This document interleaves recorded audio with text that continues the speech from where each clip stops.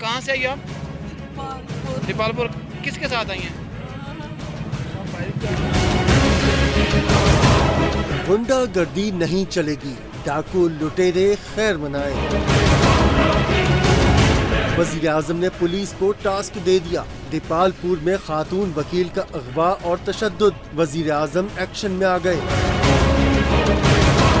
कप्तान ने मुजरिमों को जकड़ने के लिए अहकामात जारी कर दिए। कहाँ से आई आप? दीपालपुर। किसके साथ आई हैं? किस पे आई हैं आप? बैरिस्टर शहजाद अकबर का ट्वीट, खातून से हर मुमकिन ताउन किया जाए, वजीर आजम की हिदायत। खातून वकील नसरीन इरशाद 15 अगस्त को कचहरी से अगवा हुई। गुज़िश्ता रोज नामालूम अफराद उन्हें मेलसी में फेंक कर फरार हो गए।